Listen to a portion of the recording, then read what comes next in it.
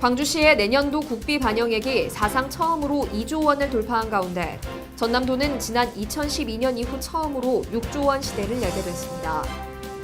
광주시와 시의회가 시정 주요 현안을 공유하는 간담회를 가졌습니다. 중국 기업 더블스타에 매각된 금호타이어가 첫 공식 행사로 비전 선포식을 열었습니다. 시청자 여러분 안녕하십니까? TBS 광주 전남권 뉴스입니다. 광주시의 내년도 국비 반영액이 사상 처음으로 2조 원을 돌파한 가운데 전남도는 지난 2012년 이후 처음으로 6조 원 시대를 열게 됐습니다. 내년도 정부 예산안 가운데 광주시 예산은 올해 1조 7,803억 원 대비 13.2% 늘어난 2조 149억 원이 반영됐습니다.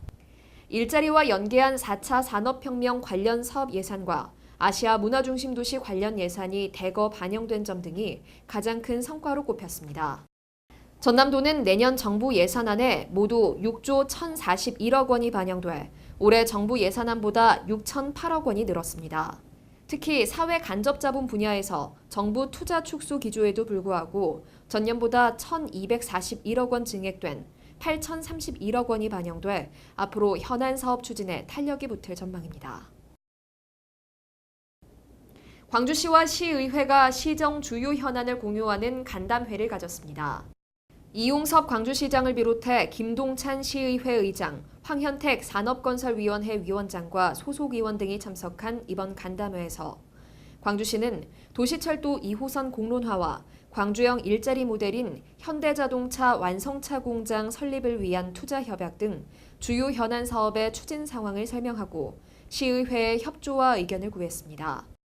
앞으로 중요한 정책이나 과제는 시의회와 충분히 협의해가면서 추진하겠습니다.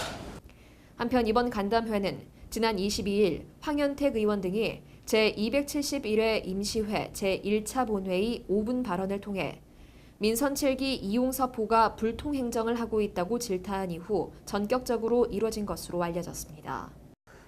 시의회와 집행부 간의 소통을 원활하게 잘해서 우리 시민이 원하는 광주시가 될 수 있도록 저희 시의회와 집행부가 많은 노력을 할 것이며 또 이영섭 시장님도 시의회와 소통을 해서 시민들이 편안한 광주를 만들 수 있도록 노력해야 할 것이라고 생각을 합니다.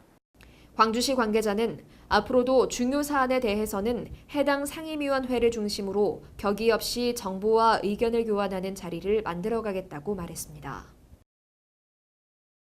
중국 기업 더블스타에 매각된 금호타이어가 첫 공식 행사로 비전 선포식을 열었습니다.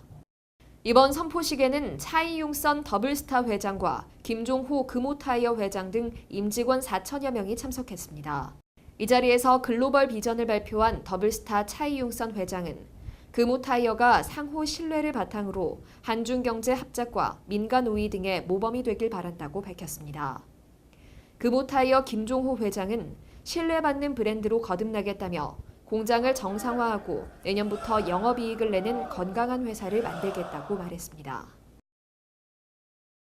지난해 기준 광주 지역 10가구 가운데 6가구 이상은 아파트에 살고 있는 것으로 나타났습니다. 최근 통계청이 발표한 2017년 인구주택 총조사 전수집계 결과에 따르면 광주의 아파트 거주가구 비율은 64.4%로 세종에 이어 전국에서 두 번째로 높았습니다.